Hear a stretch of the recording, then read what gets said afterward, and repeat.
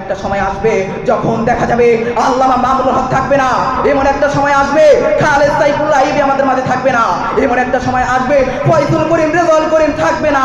তখন হে যুবকেরা তোমাদের দিতে হবে এই জাতির নেতৃত্ব, তোমাদেরই ধরতে হবে এই জাতির হার। তোমরা কেন পারবে না? তোমাদের পারতে হবে।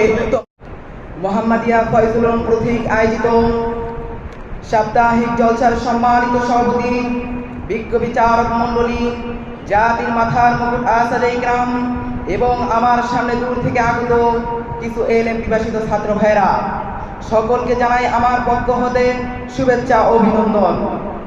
প্রিয় উপস্থিতি, আজকে আমার আলোচ্য বিষয় হলো আদর্শ যুব সমাজ গঠন। উক্ত বিষয়কে সামনে রেখে আলোচনা করার চেষ্টা করবে ইনশাআল্লাহ। প্রিয় উপস্থিতি, চিত্ত বেদন অনস্বীকার্য, তবে তার সীমা অবশ্যই রয়েছে। লাগামহীন বিবোধনে লিপ্ত হওয়া যেমনি ভাবে সুস্থ মজলিসকে পরিচয় নয়, তেমনি ভাবে ইসলামও তা স্বীকার করে না। প্রিয় উপস্থিতি, পরিষ্কার ভাষায় বলে দিতে চাই, আজ যুব সমাজের জন্য এমন একটা উপসাংস্কৃতিক দরকার যার বিনির্মাণ হবে ইসলামের আদর্শে। কিন্তু দুঃখজনক হলেও সত্য যে আজ উপসাংস্কৃতিক কবলে পড়ে আমাদের যুব সমাজ ধ্বংসের পথে ছুটে চলছে। আমাদের সংস্কৃতিকে বেহায়াপনা ও অশ্লীলতা উত্তরোত্তর বৃদ্ধি পাচ্ছে। এইভাবে সংস্কৃতির নামে নোংরাম ইসলামী তাহাজিব তামাত্তুলকে গ্রাস করে ফেলছে। প্রিয় উপস্থিতি, আমাদের যুব সমাজকে বলা হয়ে থাকে দেশের মেরুদণ্ড, আর আমাদের সেই মেরুদণ্ড ভেঙে যাচ্ছে। তাই আমি আমার প্রাণপ্রিয় যুবক ভাইদেরকে বলবো, হে আমার প্রাণপ্রিয় যুবক ভাই ও বন্ধুগণ, বর্তমানে খ্রিস্টানদের ষড়যন্ত্রে যে ঝড় আমাদের মাঝে বয়ে যাচ্ছে, তা প্রতিযোগিতা হিসেবে তোমাদেরই মোকাবেলা করতে হবে। তোমরা যদি এই ব্যাপারে গাফিল থাকো তাহলে ধ্বংস হবে জাতীয়। যেমনি ভাবে ধ্বংস হয়েছিল পূর্বের কিছু কওম।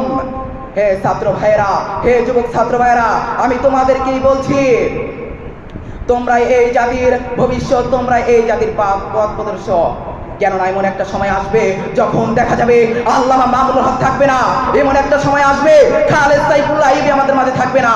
এমন একটা সময় আসবে ফয়জুল করিম রেজাউল করিম থাকবে না। তখন হে যুবকেরা তোমাদেরই দিতে হবে এই জাতির নেতৃত্ব, তোমাদেরই ধরতে হবে এই জাতির হার। তোমরা কেন পারবে না? তোমাদের পারতে হবে। তোমরা তো সেই রক্ত বুকে নিয়ে 30 বছর পাটের পর সঞ্চয় করেছিল মোহাম্মদ তাহের। তোমরা তো সেই রক্ত বুকে নিয়ে স্টেজ ময়দানে কাঁপিয়েছিল, ঐতিহ্য বাঁচাইতে চেয়েছিল বঙ্গবন্ধু শেখ মুজিবুর রহমান। তোমাদের পারতেই হবে, তোমাদের জেগে উঠতে হবে আগামী যুদ্ধে। এ বলে আমার বক্তব্য শেষ করছি। নাসরুম মিনাল্লাহি ওয়া ফাতহ।